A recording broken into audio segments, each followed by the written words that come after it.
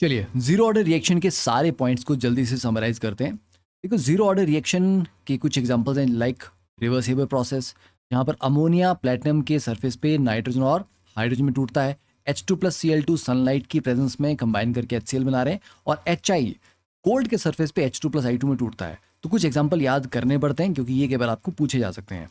अब अगर A product में कन्वर्ट हो रहा है and it's a zero order reaction, तो स्टार्टिंग में इसकी इनिशियल कंसंट्रेशन A थी, जीरो प्रोडक्ट की होगी, after some time A minus x x.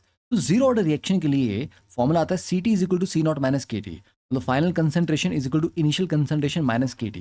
मतलब ये है आपकी फाइनल कंसंट्रेशन और ये थी इनिशियल। तो इनिशियल से क्या सब्ट्रैक्ट हुआ x, तो ये जो KT है यही x को रिप्रेजेंट कर रहा है। तो अगर आपको कोई पूछे ना कि अमाउंट जो ड्रॉप होता है वो किसके बराबर है, वो KT के बराबर है।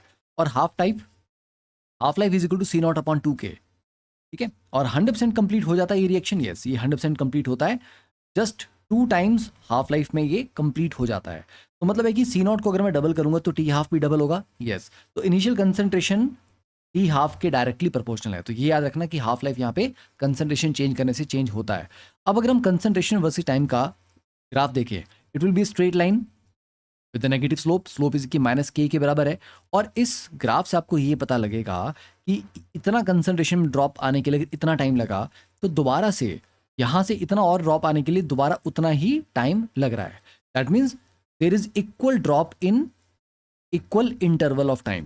मतलब 100 से अगर 80 में जाने में, मतलब आपने 100 स्टार्टिंग में कंसंट्रेशन ली थी, उसको 80 पे पहुंचने में 5 मिनट लगे, मतलब 20 का ड्रॉप आया। बेटा अगले 5 मिनट में दोबारा से 20 का ड्रॉप आएगा और वो 60 हो जाएगा। अगले 5 मिनट में दोबारा से 20 का ड्रॉप आएगा, वो 40 हो जाएगा। फिर आगे 20 और करते करते 0, ठीक है। तो जितना ड्रॉप पहले ही उतने टाइम में आया, अगले उतने टाइम में दोबारा उतना ही ड्रॉप आएगा। फिर x क्योंकि KT है तो मतलब it will be straight line अगर टाइम के साथ प्लॉट करते हैं। और रेट, क्योंकि जीरो ऑर्डर का रेट क्या होता है, इट इज कांस्टेंट, क्योंकि rate is simply is equal to K। तो रेट कांस्टेंट है, वो टाइम के साथ वेरी नहीं कर रहा।